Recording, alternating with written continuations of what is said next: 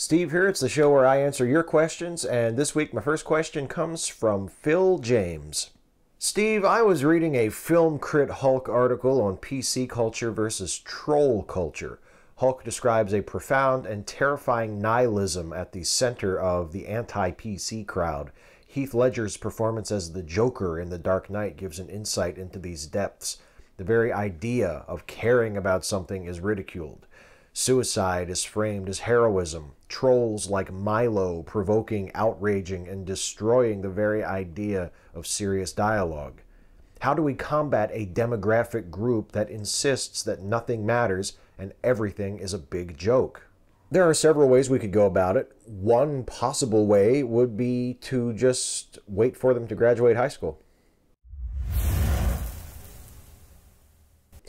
But on a more serious note, I think the best strategy is to make it as difficult as possible for people like that to recruit, to offer alternatives, to show that that worldview, that approach is a dead end. And it doesn't have to be that way. You know, sometimes when you're a younger person, you can feel extremely cynical about things, and you can think like, oh, what's the point? Everything's rigged against me. Nothing I do will ever matter. There are so many people. It's such a big world. Everything is just such shit right now. What's the point of trying to make anything better or caring about anything? And I think you have to stop paying so much attention to people like Milo Yiannopoulos who exploit people like that and encourage that attitude and model that attitude. You have to stop inviting them on shows, stop giving them platforms, stop treating them as though they are people who deserve to be taken seriously, and also offer alternatives. Show people who are maturing, who are coming of age, who might be attracted to that sort of thing, that there is value in caring about stuff. That people can make a difference, that the world can be made better, that society can be improved, that the problems we face can be fought and resisted and reformed. You know, it's a two-part solution. 3 parts if you want to count the bit about just waiting for them to grow up. Natalie Kirk. Hi, Steve. So Uber is finally coming to my town, and while I am not actually a fan of the business, I'm in something of a desperate job situation and am considering applying to be a driver. However, as an avid listener of the podcast, My Favorite Murder, and YouTube narrations of true scary stories, I can't help but feel my female appearance will put me in the kind of danger as a taxi driver that your average man doesn't have to worry about. Yet another way women are shafted in the job world. Do you think it will be worth applying? I haven't heard the best stories from drivers, but it's a low-skill job that will potentially get my bills paid until I can get a better job. Also, have you ever used Uber or know anybody that has had a driver job? If so, I'd be interested in hearing about that. Thanks. I've gone for Uber rides, but it was when I was in the company of someone else who was an Uber user. Like I've never downloaded the app and, had an Uber driver come pick me up myself. The only places I would ever go in my normal sort of life where Uber exists would be Washington, D.C. and Baltimore, and I'm almost never in Baltimore.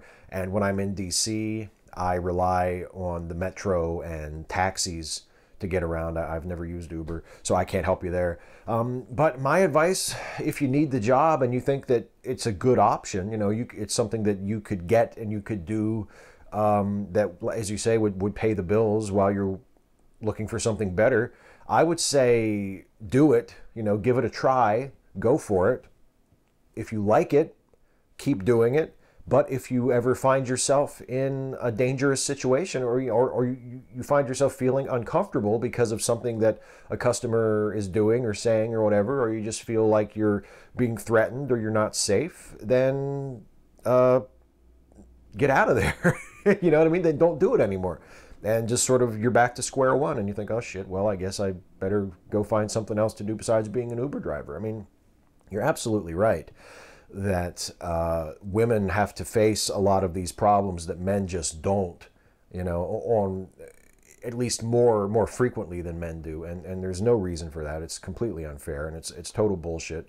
And women or people who are perceived as women have to put up with this and have to feel more threatened than men often do. But yeah, if you want to try it, give it a try. And if you feel like it's more trouble than it's worth, or that you're being threatened by it, then you can stop. Adam Rainstopper. Most feminists seem to consider this idea to be extreme and radical. I can't understand why. I'm talking about the concept of rape by deception. To be clear, I'm A, not talking about people exaggerating their income or their athletic ability, and B, I am not even suggesting this be made law. However, morally, I think it is possible to violate someone's right to give, deny, rescind informed consent if you tell them a serious lie with the intention of getting them into bed, knowing that there is no way they would have done so if they knew the truth. I may be biased because I hate lying more than almost anything in the world, but I think I'm on solid ground morally. Legally might be a different story, although if I lie to you about an investment opportunity and you invest in my scam, it's fraud, treated similarly as if I had taken the money from you at gunpoint. Why is an investor's money more important than a person's bodily autonomy? I agree with you. I mean, I'm not really sure why someone would think that that was such a radical suggestion, what you're describing, because you make it clear in your question that you're mostly talking morally, and I think what you describe, telling someone a lie with the intention of getting them to sleep with you, knowing that if you didn't tell them the lie, they wouldn't sleep with you, I don't know. To me, that is morally indefensible. And not only is it morally indefensible as a specific, just isolated act, but it perpetuates this incredibly harmful idea that sex is some kind of a hunt, and that people that you sleep with are notches on your bedpost, that people that you want to have sex with you should be treated as prey, should be treated as goals, like it's something that you accomplished, you got laid, I think that's just a toxic way of looking at sex and an incredibly harmful attitude. And the idea of, well, I'm gonna tell her a lie about myself. I'm gonna deceive her, but I'm gonna justify it in my head because if I don't deceive her, then she's probably not gonna have sex with me. So I'm gonna go ahead and do it. Like it's completely wrong. It's immoral. It's an indefensible act. It's an act of deception. And in a sense is an act of rape, or is to rape as fraud is to theft, and it relies on this really terrible view of sex. And I completely agree with you. I don't see how it's that radical of a suggestion. I think you're completely on the money, and I see it your way entirely. Dr. Babylon, Steve, I spent today and yesterday terrified that Trump care would pass. I was so scared I actually prayed to God earlier today. The last time I prayed was after my best friend died. I resisted praying for as long as I could after my best friend died because I thought it was disingenuous. But after I did, I had to admit it was a therapeutic exercise. Today, when I prayed that Trump care wouldn't pass, as I was praying, I felt something happen. My mind became more clear and I became less afraid. Do you think there's something in the way our brains are wired that rewards us for prayer or meditation, even if we don't believe in it? I'm no expert, of course, but I certainly think that's possible. I think that there are tangible benefits to meditation, which can often take the form of prayer. I think that if you are focusing your mind, if you're calming your emotions, if you're sort of centering yourself on, an active breathing or an active mental focus, I think that can help. And I also think maybe part of what is also happening is if you're praying about something that you have very strong emotions about, if you're praying about like the death of a loved one, as you said you did before, and you're feeling a lot of sadness and a lot of grief and a lot of overwhelming emotion, or if you're praying about the passing of Trump care, and you were worried about that at the time, and you're feeling a lot of anxiety and a lot of tension about it. If you're praying and you're thinking all those feelings, you're going through it, you're experiencing it, you're experiencing these negative emotions, and that may be a way of helping you to sort of purge them, to experience the bad emotions, to not run from them, to not suppress them, to not deny them or distract yourself, but to sort of be in them and go through it, have the experience, feel the grief, feel the sadness, feel the anxiety, And then when you make it through, you feel at ease because it's like you've navigated these choppy waters and now you're on the other side. Again, I'm not a psychologist, I'm not a psychiatrist, I'm not a neuroscientist. I don't know if I am speaking truth there, but that sounds reasonable to me. And that may be part of what is happening when you find yourself in a really emotionally vulnerable or anxious state and you pray about something and you're focusing on those feelings. I think part of it might be that it's just a relief to sort of focus on them and experience them and get through it. Strawberry eggs. Hi, Steve. Have you heard of the Mandela Effect? In short, it's a collective false memory of a fact or event, while some say it's caused by people either slipping into and out of parallel universes or just memories bleeding from one universe to another. I think most people aren't being serious. What is likely true is that the Mandela Effect shows just how malleable and fallible memories are. Have you fallen to any of the examples often given by people like the Berenstain one, or believing that Darth Vader says, "Luke, I am your father," when he actually says in the movie, "No, I am your father"? Does it frighten you that memories can be so easily altered and false memories created, even in a collective? I wouldn't say it frightens me. It might unsettle me on a philosophical level when I think about how our memories, like so many other aspects of our experiences, cannot be relied upon entirely. Like we cannot ever treat our memory as 100% dead on accurate, because there is always the possibility that we are just honestly mistaken about something, even if we feel like we're sure about it. It doesn't fill me with fear or dread. It doesn't bother me all that much. But when I think about it, yes, it is something that is sort of, it's one of those philosophical problems that you just can't ever get away from. You know, it's one of those little quirks that gives you an insight into the way our minds work, even at the community level, that everybody, or not everybody, but a large group of people can make the same mistake, or that a wrong memory or a slight slight error of memory, let's say, can sort of catch on and become widely held throughout a community. That's really interesting to me. I think that's a really interesting insight into how our minds work and how communities work. And yeah, it does. There is some unsettling part to it on a philosophical level, but it doesn't really bother me all that much. And actually, you've probably seen it already, and maybe a lot of folks who watch this video have seen it. But Captain Disillusion did a video, I guess, earlier this month or maybe last month now, on the Mandela Effect that was outstanding. It was absolutely outstanding. And I would highly recommend, if you're interested in the Mandela Effect, and especially if you're not familiar with Captain Disillusion, to look up that video, because it is terrific. Becca Hawkins. Hi, Steve. I noticed that Tim Keller was recently denied an award from Princeton Theological Seminary because they thought that giving him this award would imply an endorsement of his anti-LGBTQ+ views and his views against the ordination of women, which led me to ponder the following. If Keller wants to woo as many people to his version of Christianity as possible, he must inevitably run into some complications in his evangelism. His version of Christianity requires him, for example, to refuse to respect the identities of trans women.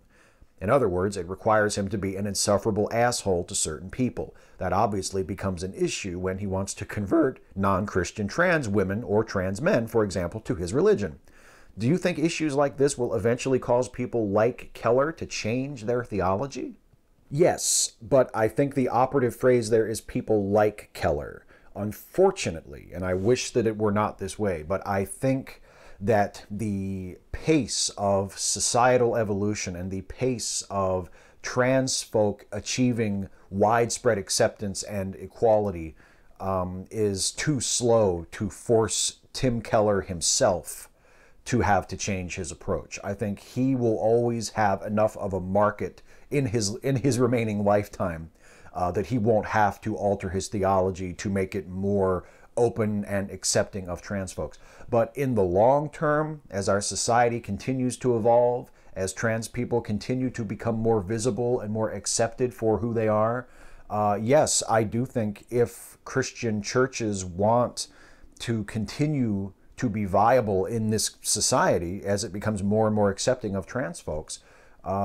And they want to be able to reach out to not only to trans people themselves, but to people who are respectful and caring about trans people and think that trans people deserve to be respected and treated with dignity and treated with equality. They're going to have to change. Just as many Christian churches had to change their attitudes toward people of color, toward interracial relationships, toward women and the women's movement, toward gay people. That process is still going on. There's still a very large portion of Christianity that is openly, blatantly, unapologetically anti-gay. But it's shrinking and shrinking and shrinking, and its influence and the amount of attention and tolerance and respect it gets from the mainstream is diminishing ever, with every passing year. And the same thing is happening with the anti-trans stuff, but it's going so slowly that I think while eventually it will require Christian evangelists to account for it and to adopt a more trans-accepting viewpoint, it's not going to happen soon enough that Timothy Keller himself or people of his generation are going to have to change their pitch. Joe McClory, in your first episode of the Pierre the Chef podcast, you spent a while talking about Bill Maher and him no longer being worth the trouble of trying to excuse his flaws to be able to truly enjoy his output. Do you believe in total he helps or harms the progressive cause as an outspoken liberal? What of Keith Olbermann, who you mentioned in the podcast as well, who might be another good example for conservatives to point to and say, look, liberals are know-it-all assholes? And what of Michael Moore, who I personally followed closely for a while until I realized how similar his tactics were to some of the Fox News people, just from the other perspective? I think in the case of Maher, you could say that he's doing more harm than good now, because, as we mentioned on the show, there are so many alternatives to Maher. There are so many other people who are offering a liberal or leftist point of view and are making fun of the news and are offering very, very sharp, cutting, satirical social commentary that don't have the baggage that Maher brings with the misogyny and the homophobia and transphobia and anti-vax beliefs and anti-Muslim beliefs. There are just other places you can go to get the same sort of thing that Maher offers without all of the baggage. But for people like Michael Moore or Keith Olbermann, I wonder if they even have enough of a cultural footprint at this point to do measurable harm or good. I mean, I think they fire up their supporters. I think they do a really good job at firing up people who already believe in them. I don't know if you can even say that their impact one way or the other is worth mentioning, whether it's good or bad. But Bill Maher, the guy still has a show on HBO. He still has gets a lot of attention and has a fairly far-reaching platform. And I'm comfortable saying at this point that he does more harm than good. But as we said on the Pierre the Chef show, it's up to you and your mileage may vary.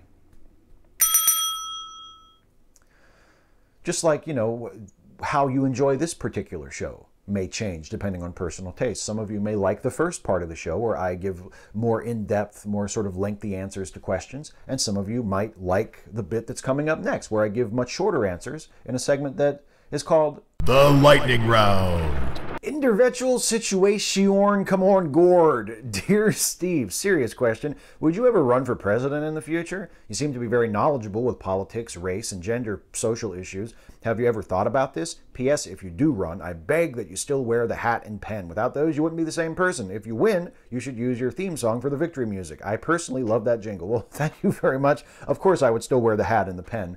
But no, that would never happen. That's not remotely realistic. Even like super incredibly popular YouTubers who have millions of subscribers are not anywhere near well known enough in the mainstream to be able to run for president and have any hope of even getting people to pay attention to them, let alone have any chance of actually winning. So no, someone with my relatively low profile on YouTube, it just would never happen. But thank you for thinking of me. I don't know what that says about me or you, that you consider me in some way a viable presidential candidate, but I'm going to take it as a compliment. Thank you. Skullbearer. Steve, you seem about my age. Were you a Power Rangers kid too? If you were, what do you think of the remake? To me, nothing will ever come near the sheer absurd and so good it's bad level of the 1995 original movie. Have you seen it? What do you think? I think I saw the original movie way back when. I was just a little too old to be in the target audience of Mighty Morphin Power Rangers when it first started. I was, I think, 12 or 13 when it came on, and I was never like a huge fan of it. But I had a younger brother, still do, and he liked it. He watched it fairly regularly, and I watched it with him and sort of got into it through him. So, I mean, I was aware of it, and I watched it and thought it was fun. I enjoyed it, you know, when it was on, but I was never like a huge fan. I was just that much, a little bit too old for it. And I have no intention of seeing the remake. I don't know if it's going to be good or if it's terrible or what. Corey Donaldson, why is the DC shared film universe seems to be not working very well, except for the DC shared TV verse, but the Marvel shared film universe is? Well, I think this is kind of simplistic, but I think nonetheless it's true. The Marvel movies get why people like those characters in the comics to begin with. And the DC movies, I think, they're completely missing the point.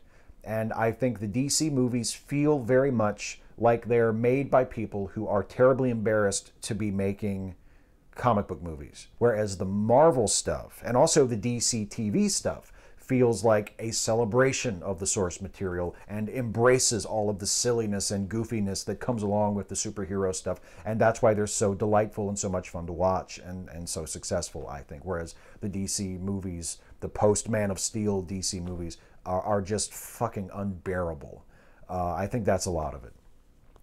Kevin Logan, how utterly delicious is it that the GOP has totally failed in its attempt to climax in its 7-year-long anti-Obamacare circle jerk? Well, it is delicious, and I think it also, and I believe I mentioned this on the Pierre the Chef show as well over the weekend, it should tell us something about the Republican Party, which is that while they are very good at certain things, they are terrible at governance. They had 8 years to put together a replacement for the Affordable Care Act so that when inevitably they had the chance to put it into action, they would have not just one, they should have been fighting over which plan to pass. They should have had 4 or 5 different repeal bills to get rid of Obamacare and replace it with something. And they had nothing. They had absolutely nothing. They had to throw together one bill that everybody hated. So yeah, a completely delicious fail. Lucas Hackett, yo Steve, in your opinion, who do you think would be the perfect person to go one-on-one in a dance-off? MC Hammer, Carlton Banks, or Chunk from the Goonies? Are we talking about a dance-off with me, like I'm the person dancing against one of these people? Then I'd have to go with Chunk, because I can't dance for shit, and that's the only way that it would be a fair dance-off. Joshua Purvis, hi Steve, my question is, what do you think about the new Mummy movie coming out in the summer, and what do you think about them rebooting the Universal Monsters film series? I'm a big fan of those movies. Thanks, they're planning on putting The Rock as the Wolfman. Thanks, Steve. Well, The Rock, I think, eventually is just going to be in every movie. That's my pet theory. And I don't know, I mean, I think it's a good idea on paper, and shared universes are all the rage now, and it makes sense to reboot the Universal Monsters because they were actually the first shared universe of note that anybody had any real mainstream awareness of. So of course you'd want to reboot the Universal Monsters and do them again in this Marvel Cinematic Universe inspired world of shared universes. But I don't know how it's going to turn out. Dylan Jones, whenever I am typing or writing certain names like Bush, Trump, or God, I intentionally leave them not capitalized. Is that a valid way of showing I don't see those names as any more important than any other noun, or is it just bad grammar? Well, I mean, it is bad grammar, but if that's the choice you're making, if you're doing it for a purpose, if you have intention behind it and you're making a statement, then I see no problem with it at all. Radical Bacon, what do you think of Chuck Tingle? Have you read any of his books? Actually, I have not. I have not read any of Chuck Tingle's books. I have laughed out loud multiple times at the titles of his books and the covers of his books, but I have never actually read one, so I can't say that I know from experience. But I would trust people who like him and say that he's pretty good. Hey, that is it for the lightning round. That was the last question. It is time now for the shout out, and this week the shout out goes to an amazing organization that many of you have probably heard of. And if you haven't heard of it, it really is a great outfit. It's an organization that helps to bring contraception and reproductive health services and sexual health services to people all over the world in developing countries. They're active in, I think, 19 developing countries, in Africa, in South America, in the Middle East. And this organization is, of course, Pathfinder International. And the reason I am making this organization my shout out this week, as I've said for the last several weeks now, really since the inauguration, I've been giving the shout out portion of the show to organizations that I feel deserve help in the post-Trump era that we're living in. And Pathfinder International earns the shout out this week, not just for being an awesome organization that does really great work around the world, but also because they are devoting themselves to opposing Trump's reimposition of what is called the Global Gag Order, also known as the Mexico City policy, which blocks international organizations from receiving U.S. funding if they offer abortion services. And Pathfinder International, among their many, many other great works, is trying to rally support to oppose the absolutely indefensible and terrible U.S. global gag order that blocks women around the world from receiving abortion services when they need them. So you can go to pathfinder.org to check out and learn more and donate if you feel so inclined to support Pathfinder International. It is an absolutely terrific organization. I also want to remind you, as I always do at this time, that you should be checking out an absolutely terrific set of podcasts. There's a segue for you. It's the Lemme Listen family of podcasts. These are podcasts that are created by my very good friend Jason with a Harding. That could have gone a very different way, and it didn't. And I'm almost sorry that it didn't. These are podcasts that are created by my very good friend Jason Harding, also known as Jason with a D. That's the crossed wire. And they are, it's a series of awesome shows, including Lemme Finish, the original, which is co-hosted by Jason and Finite Atticus. There's American Monsters and How to Destroy Them, the hilarious improv comedy podcast. There's Filmtastic Voyage, co-hosted by Mike and Alex. There's Cinetific, the movie science podcast, hosted by Professor Jason and Professor Aaron. There is Three for Adventure, the newest member of the Lemme Listen podcast family. And last but not least, there is Late Seating, the movie review podcast, the belated movie review podcast, co-hosted by Jason and me, where we take a look at classic films that have a reputation for being either great or terrible. We give them a fresh look, we summarize them and make fun of them, crack a few jokes, and then we decide for ourselves whether the movie deserves its reputation, whether that reputation is good or bad. And if you go to our website right now, you can listen to the newest episode of Late Seating, which is our review of the quintessential 1980s comedy Ferris Bueller's Day Off. You can listen to our review of